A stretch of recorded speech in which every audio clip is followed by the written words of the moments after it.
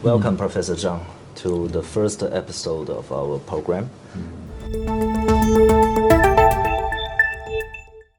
Our first question is why China, a powerful country like China, doesn't have an equally powerful voice to match its national strength and international status?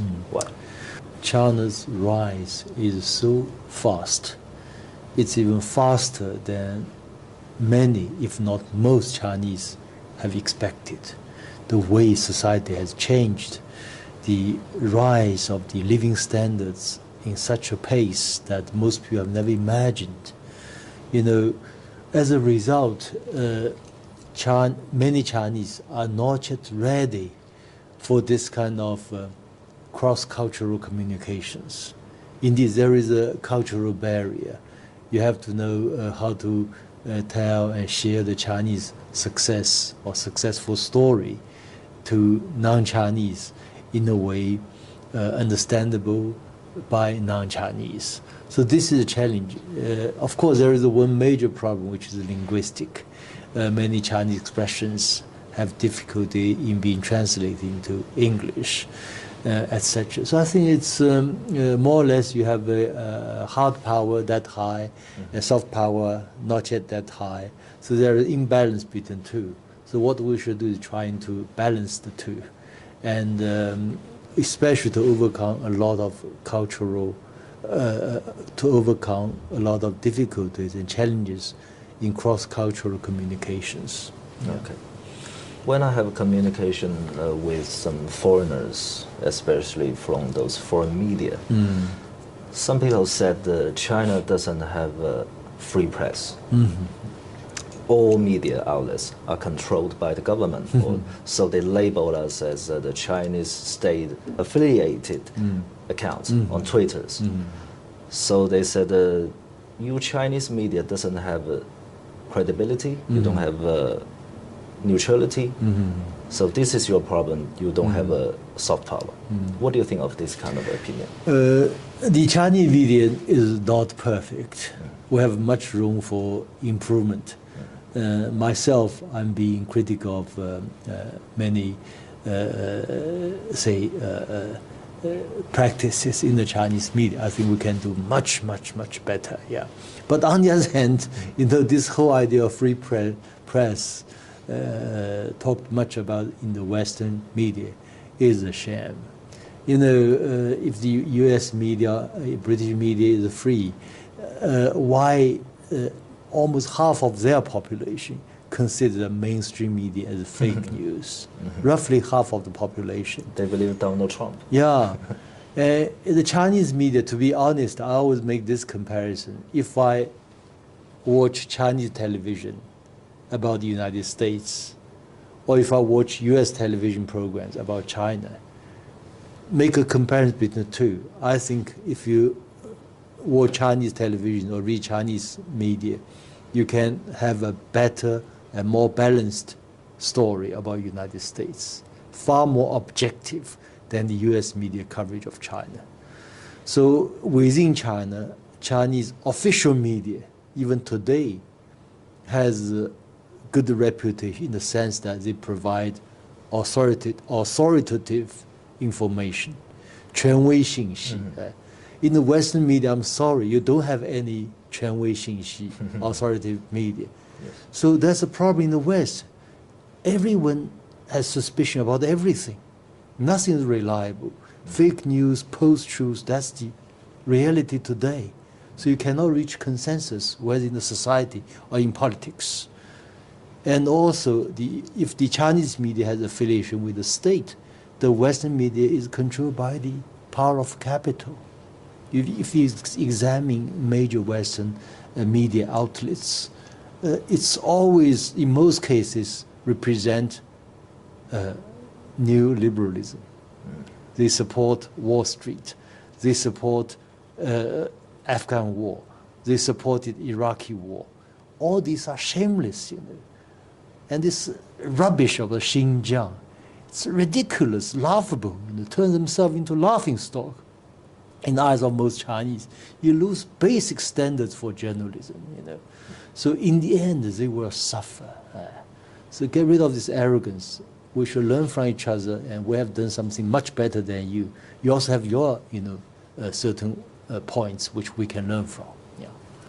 But when we show the facts, the hard evidence to explain, to clarify those, you know, bias and lies, rumors in the international social media, but we found a very few people will pay attention to us, to Chinese media or to the people like us, like you, and we found that this is a proof of the Western hegemony in the field of international public opinions. They can use their advantages to marginalize, to dilute the efforts we make. Yeah. So how can we overcome this kind of challenges? No, in the first place, we often say, you know, truth is often in the hands of the minority.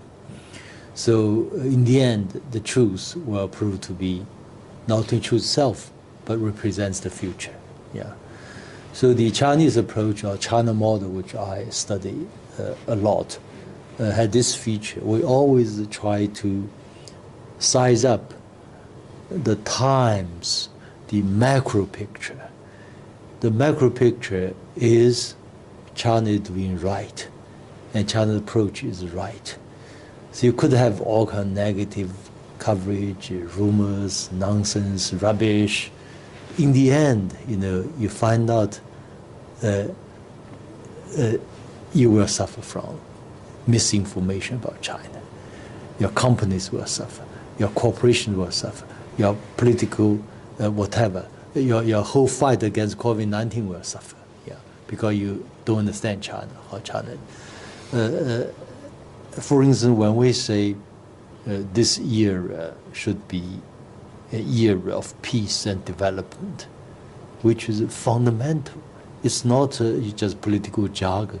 It means if we do that in a Chinese way, you have modernization, development, first-rate technology, first-rate infrastructure, and peace with the world.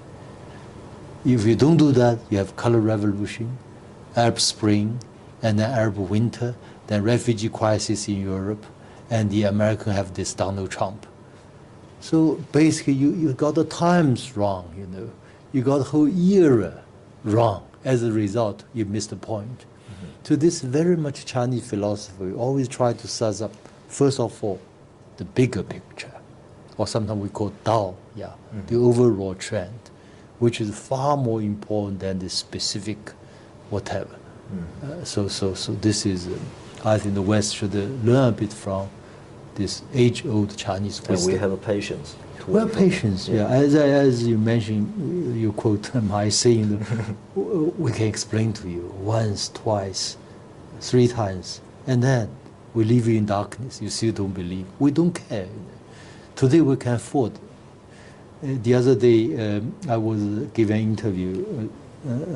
The host asked me, how do you think of this G7 communique, critic of China?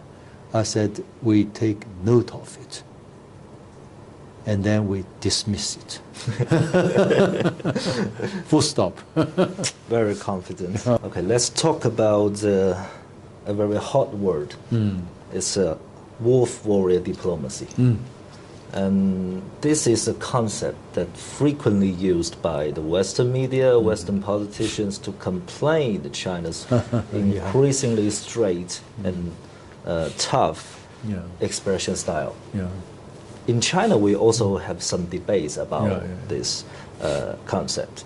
Some people believe we should be straight, we should be tough to retaliate, to hit back those provocations from outside.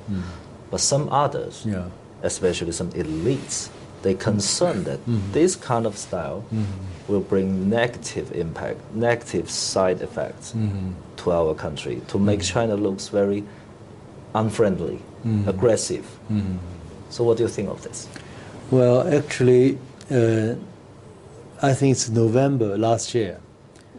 I joined a dialogue. It's called the Monk Dialogue. And the host of this dialogue put forward the same question concerning so-called wolf diplomacy. And I said, in the end, my answer, I think, has a lot of resounding reactions, which is very interesting. Basically, I said, as a Chinese, we are used to being lectured by the West and by the Western media. I think now it's time for the West to get a bit used to Chinese lecturing back. And this lecturing back is now described as wolf, whatever, like diplomacy. I think it's time for you to learn a bit how we experienced in the past. As I said in another interview with you in Chinese, that is, this kind of so-called aggressive diplomacy, which I disagree with this term, started more or less with the rise of Donald Trump and the Secretary of State Pompeo, which are so aggressive, so almost bordering hooliganism, Shameless. Which most Chinese cannot accept. It's really way below the line of civilization. So if you can attack us in such a vicious way, why Chinese diplomats and Chinese citizens cannot counter your arguments where they are forceful arguments? Yeah. So this kind of lecturing back is very normal. Yeah. So some Western media try to portray this in a negative light, wolf-like diplomacy. No, this is it's a pity. Of course, I agree with you. Maybe a particular diplomat could have become more sophisticated in his presentation. That's possible. He can improve his style. But on the whole, it's another issue. The issue is you can lecture us, we will lecture you back. Yeah. Some people call this kind of thinking nationalism. And within China and outside China, some people, they are saying that China is at a stage with the highest nationalist sentiment. They worry that this kind of the patriotism or nationalism could be one day transformed into something that could hijack the Chinese national interest to make China, or even make China become a fascist country or something. Do you think this kind of concern is reasonable? In the Western political discourse, this term nationalism and the term patriotism are clearly different. Patriotism is more or less neutral or even positive, and nationalism is more or less negative. That has to do with European history, because nationalism caused a lot of conflicts and even wars between states. In the case of China, from my point of view, it's in most cases expression of patriotism. But the Western media prefer to label it as nationalism so as to belittle it and try to nullify its importance for Chinese discourse. So that's the Western preference. They always prefer to label something and then fail to do serious study. Actually, what's going on in the West, in the United States, is a rise of nationalism. And sometimes they call populism. If you look at Donald Trump, when he make a public speech, his audience will call USA, USA, USA. That's nationalism, That's really worrisome. Make America great again. Yeah. And furthermore, there is one level on the internet. You have all kinds of voices, which is the case with most countries, including China. So don't exaggerate this kind of conversation in the media, in the web. What's more important between the Chinese political system and Western political system is in the Chinese political system, our decision-making process is much more sophisticated and reasonable than the Western system, especially at this stage. So I wonder, it's a pity, at least at this particular moment, I don't see in the U.S. decision-making circles you have someone which can be called a strategist, which is not the case before. You have George Kennan, you have Henry Kissinger. No, absent of this kind of strategists. As a result, I always say, the United States needs a bit of strategic thinking, and sure, you need some wise men who can pause and think in medium to long term, rather than stupid decision like withdraw from Afghanistan, not to focus on China. You spent 20 years in Afghanistan, a complete failure. You think that kind of failure can lead to a success approach to China? Or you withdraw troops in Afghanistan, then you can make a success of offensive against China? No, that does not make sense. Make mistake again and again. Again and again, yes. Yeah. And sometimes when we talk about the nationalism with foreigners, I said to them that the nationalism you said, so-called nationalism you said, is actually a very reasonable reaction from the Chinese society when they receive disrespects or provocations from outside. So if you urge China to control its nationalism, why don't you guys learn to respect China? I ask. So do you think when and how they could learn, the Western countries, they could learn to respect China? I think it's a process, they have to get used to. And for instance, you have already seen some kind of reaction from the Chinese public. I call patriotism. Many Western brands are now very cautious about their behavior in China. Like this Xinjiang Cotton Initiative, whatever, Better Cotton Initiative, ridiculous. And most Chinese get very angry. Obviously, you try to use whatever standards, try to limit the evolution and development of Chinese textile industry. So many Chinese began to boycott these whatever brands which are against Xinjiang's cotton. Yeah. And I think this is a very positive reaction from the Chinese public. And many these companies at least realize you cannot offend the fundamental feeling, basic feeling of most Chinese. You have to respect it. In other words, ordinary Chinese teach them a lesson. Try to learn to respect China. Or you have to stay away from the Chinese market. Okay, Professor Zhang, one last question. The name of our show is actually Z Talk, which means the Z generation. The Chinese Z generation, in Chinese we call them 90后, are very confident. They're totally different from their, their fathers, grandfathers. How can these people to contribute their wisdoms, their efforts to make China have a better voice in the international discourse? Well, I have a very, on the whole, very high regard for these young people in China. You call Z generation. They are indeed, as you said, more confident because they are mobile phone generation, smartphone generation. And obviously, they know the outside world better than their parents in most cases. So through this kind of international comparisons, they find, wow, China by no means bad. Actually, China doing very well and maybe better than many other countries, including Western countries. So that gives them a lot of confidence, especially through this particular fight against COVID-19. They find China has performed so much better, and China's system, political system, economic system, social system, have performed much better than Western model. So that gave them a lot of confidence. I think this is great. And I also feel that from this new generation, they are so versatile, and they are so getting used to whatever in the social media. That's their lifestyle. And so, in other words, they have less difficulty in communicating their feelings with their same age group in other countries. So, same with young people in other countries.